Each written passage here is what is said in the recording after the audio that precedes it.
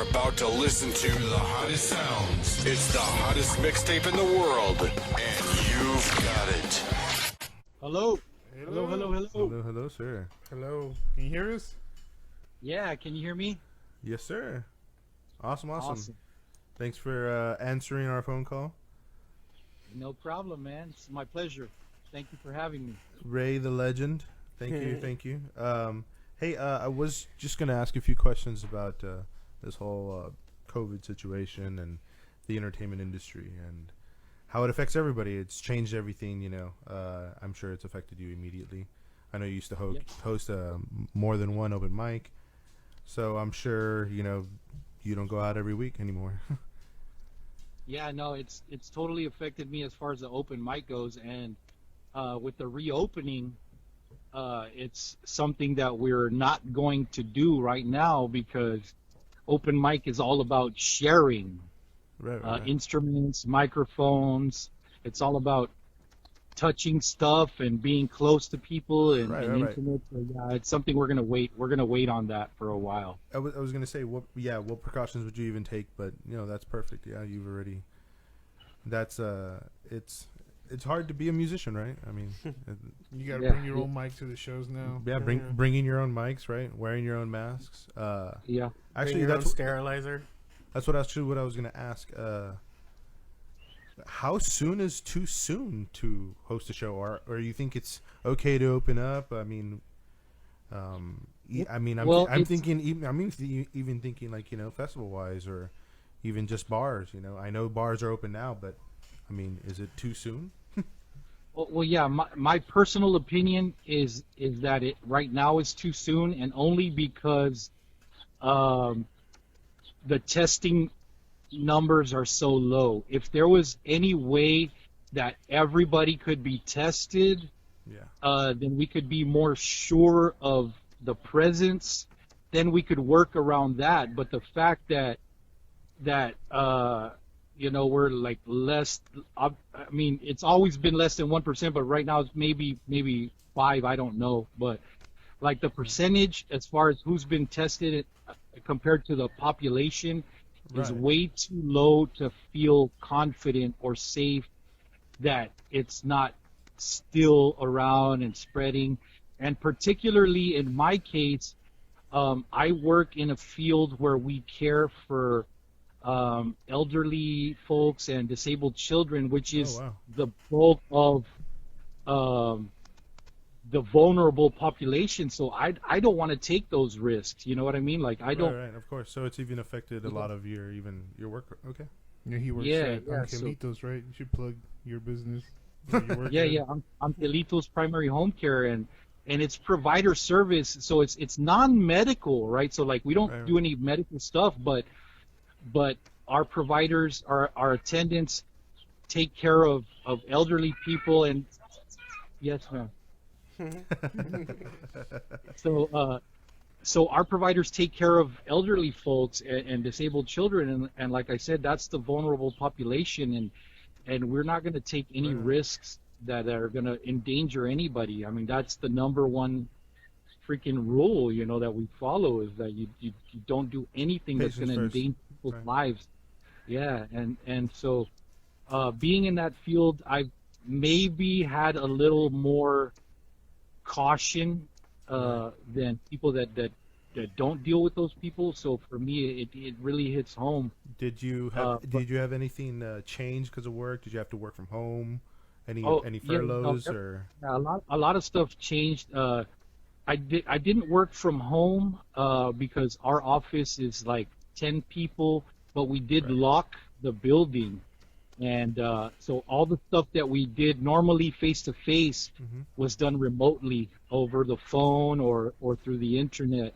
So, yeah, we made a lot of changes. And we actually still are doing those things now because, you know, just because the governor says restaurants or bars can open, like, we're not going to put our guard down. Like I said, in my line of work, this is talking about people's lives. And I think that's why it hits harder for me than maybe some other people that don't think it's a big deal. But like, you know, We don't take any risks. When it comes to somebody's life, you don't take any risk. You don't take a 5% or 10% risk. Right, of course, yeah. You know what I'm saying?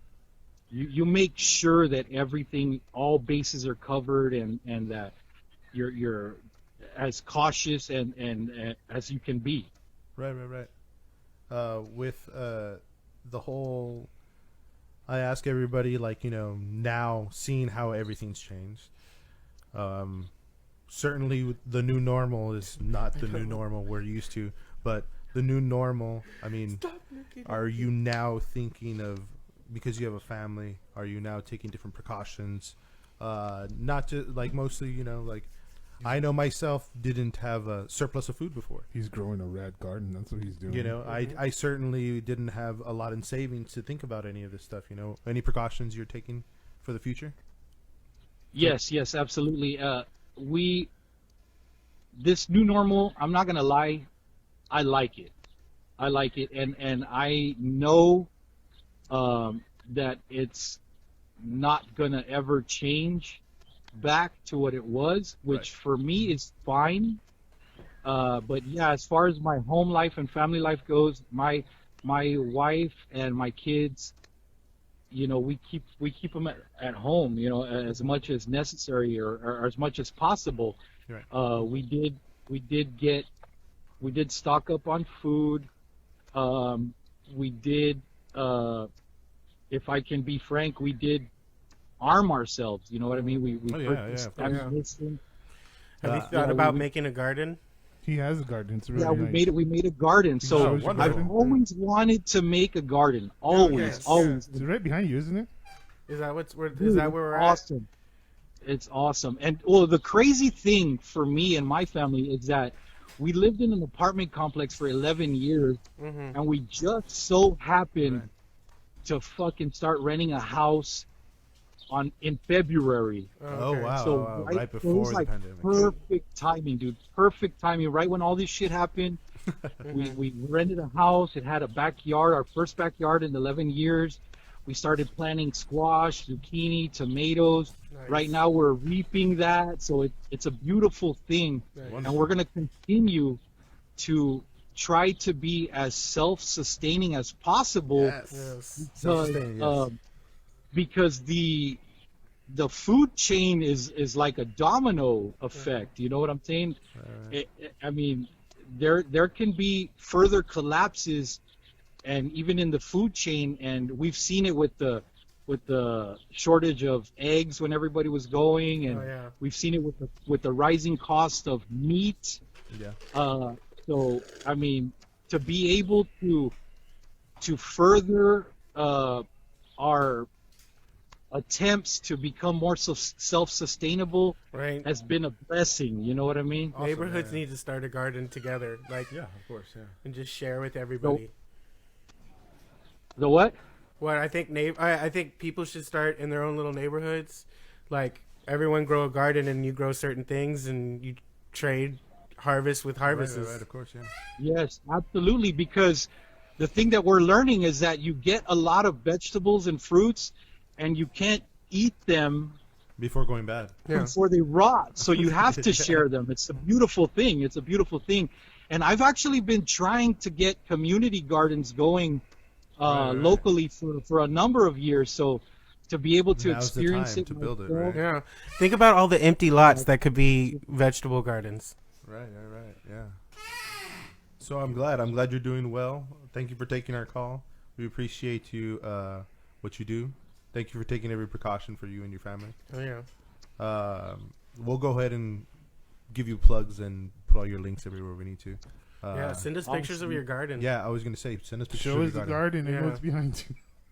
Yeah, definitely, man. Oh, let me add this, that when I moved into the house, there was an old toilet in the alleyway. So I brought it in. We spray painted it gold and planted stuff in it, and we called it the Covfefe garden. Awesome. I don't know, for some reason we have this idea that golden toilet is associated with Trump, so we spray painted our toilet gold and put it in it's the centerpiece of our garden. So I'll send y'all some pictures of that. Hell yeah, I want to see that. Yeah, send us to us. Well, we appreciate it. Thank you so much. We'll talk to you soon. All right, guys. Peace. Cheers. Peace. Bye. Man.